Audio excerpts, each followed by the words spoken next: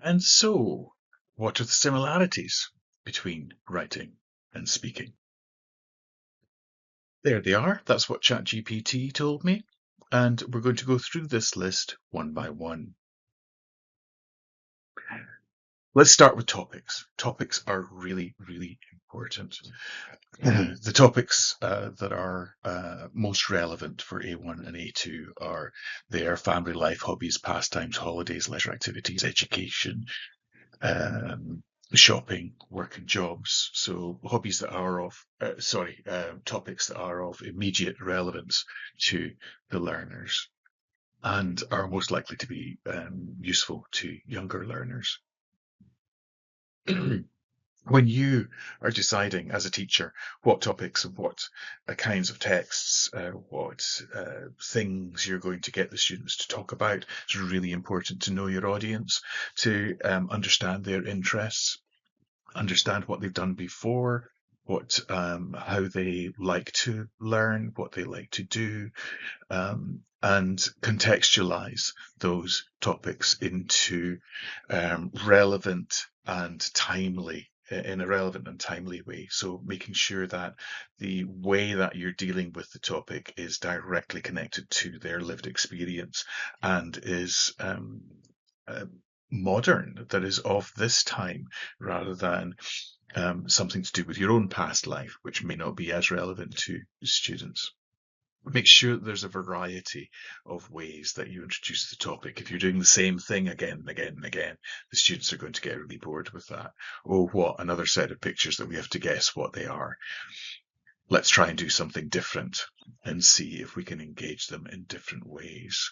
Having feedback loops so that you continually take information from the students, communicate with the students, ask them what they think about it, and change the way that you do things based on their responses is likely to help engagement levels. Your enthusiasm for the topic is really important also. Making sure that you are showing them that you're really interested in what they're saying, that you have a real interest in their real answers, makes your passion contagious. That is connected to the authenticity of the materials and tasks that you're using during the lesson.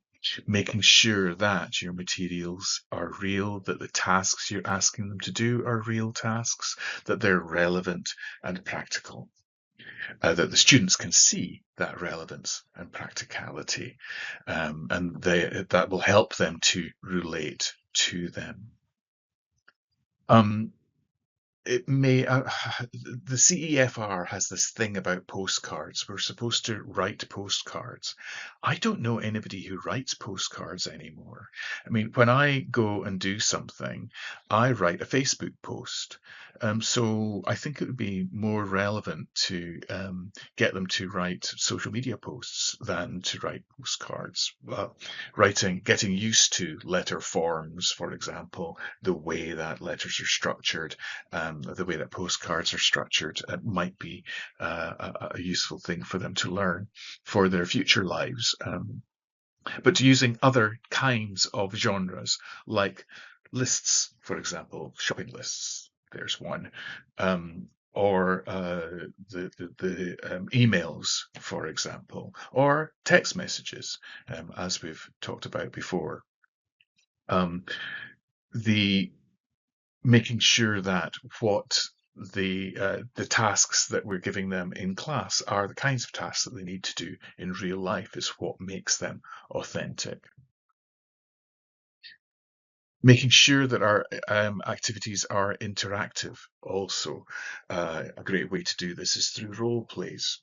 And this is a very young class doing a British class doing a role play in a post office. But you've got the person behind the counter and the customers, and they're role playing how to exchange money for services in a transactional situation. The language that the kids here are using would be the same kind of language that your students would be using if you gave them a similar role play. getting them to tell stories, getting the groups to tell stories, having collaborative storytelling activities, or chain stories. Um, there's a series of procedures there for how to tell a chain story. But a chain story is basically I write the first line of the story, I pass the, or say the first line of the story, then the next person says the next line of the story or writes the next line of the story, and it goes around the group like that until you finish up with a story that has been created by everybody in the class. It's an exciting way of developing. Then the students can write their own versions of them after they've gotten the ideas from their classmates about how the story develops, or they can change the story completely depending on what they want to do. Group discussions are of anything are really useful. And peer reviews, get them to work together to help each other out, to help to define improvements in what in how they can make their performances better.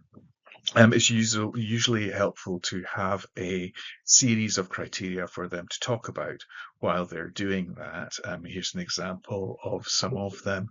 This one is writing an email or a note.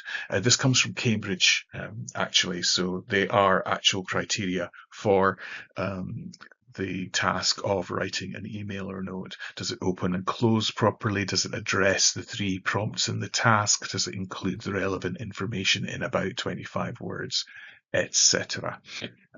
Getting the students to know what those criteria are, then talk about whether their work conforms to that or not, is a great way of getting them to interact. Integrating skills is really important. Using writing to support speaking. So getting the students to write a script, to write a story, to write notes and then say them. A useful technique for that is read and look up. So they read the script, they look up and they speak. They're not reading it from the page, they're looking at the audience and they're making eye contact with the audience as they're presenting. So, but using the writing to support the speaking, the writing is preparation for speaking. You can also use reading and listening to support writing. For example, the receptive skills of reading and listening, looking at a report, reading a text, using model texts and stories to help them to see what their writing should look like. Using speaking to support writing, the opposite way round, getting them to talk about what they're going to write about, getting them to brainstorm, exchange ideas, feedback on each other's writing, all those speaking activities that can help to support writing. And then using receptive skills to support speaking, introducing new vocabulary through videos or listenings, showing model conversations on a video, giving examples of task processes in a reading list, reading the criteria for producing whatever presentation they're going to do, but helping to integrate those skills and make them work together to help them to develop their language ability as a whole. I'm going to go back to balancing accuracy and fluency because it's a really important point. A lot of teachers do fluency tasks and then correct the accuracy of the students. That wasn't the task. The task was to be fluent. So if the task is to be fluent, give feedback on the fluency. If the task is to be accurate, give feedback on the accuracy, but make sure you separate those, or at least don't pinpoint learners and say you're making these mistakes, that you need to change that. Better to give them opportunities to express themselves freely and say or write more than one word answers. There are a lot of teachers out there who do a lot of question asking to the group and get the students to answer their questions. That's great, but it doesn't help them to speak. The students need opportunities to say more than one word at a time. Do ask questions, but get the students to answer them in groups or pairs. Get the students to ask their own questions also, and get them to talk or write for extended periods of time. Making sure that when we focus on fluence, on accuracy, that the learners know what the aim is, and make sure that your feedback matches the fluency and accuracy task. Going back to the task-based learning process, just wanted to reiterate this. Just because it's a really useful process and you can apply it to any set of tasks in any language that you're learning. And the learners might not recognize it to begin with, but they will become used to it very, very quickly. Often useful to set a project or a problem-solving task. First of all, but it can be any task. It doesn't need to be a problem-solving task. Get the learners to research or think about what they're doing, get them to listen or read to different texts associated with the problem or task. Plan the product. The product could be a piece of writing or a presentation or a debate or a conversation or whatever the product is going to be. Perform the task by practicing what they're doing, uh, getting them to produce the language that they need to produce uh, to complete to achieve the task. Then reflect and feedback on what they're doing, and revise and repeat with either the same topic or a related topic if they've been successful and you want to push them a little bit further. So helping them to, and that continues in a cycle of development. Task-based learning is one of the most useful task cycles there is. Through that task cycle, it's useful to scaffold and support your learners. And you can do this by modeling, giving them a text that does what you want them to do. So here's a sample piece of writing from a British Council A2 website that is describing your family. So you could give them this, they can read it, they can look at the sentence structure, you can do different tasks to analyze which sentences are useful, what the meaning of the text is.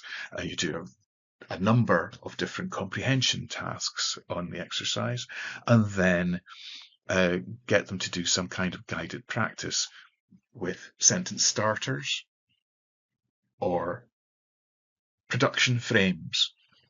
This is a writing frame. You can also have speaking frames. This could be a speaking frame if you wanted to turn it into a presentation, but it would be a bit odd to turn an email into a presentation because that's not a real thing to do. So talking about your family, you might want to change the frame of the text. Now, a frame is just giving all the formulaic language, remember, the predictable language that you need to be able to complete this task, and putting it in a reasonable order so that the students just have to fill in the frame to be able to produce the text. That, of course, is not the last step. What you want them to do is to be able to produce the whole text. So at some point, you need to take away the frames and the support so that they can produce the text completely on their own. And that is a good thing to do with graphic organizers. So where you have the basic structure of the text and the learners have to fill in the gaps in the graphic organizer. There are lots and lots of graphic organizers out there. I've given you a link to Twinkle learning frames, which is a very useful one for primary levels, but there are also secondary ones in there, so well worth having a look at those. You can also just Google them, just find examples from teachers all around the world of different ways of displaying different types of text. Making sure you know how you're going to assess and feedback on the writing or speaking in advance is really important, and you need to do this in a formative way, a way that helps them to improve their product as you go through the learning process, as well as a summative way at the end when you're giving them a grade and saying, this is how well you did on that. The rubrics are the criteria that you're using to make judgments about student performance need to be as clear as possible and have a clear set of standards. Delaying corrective feedback is really important. As I said before, interrupting the student or stopping them from writing or speaking is not a really good idea. It's better to get them to do the whole task and then give feedback on it and ask them to revise it again or do the whole thing again, rather than jump in and correct them as they make mistakes. Avoid punishing or embarrassing learners, because that is only going to negatively affect them, and it will stop them from speaking or writing in the future.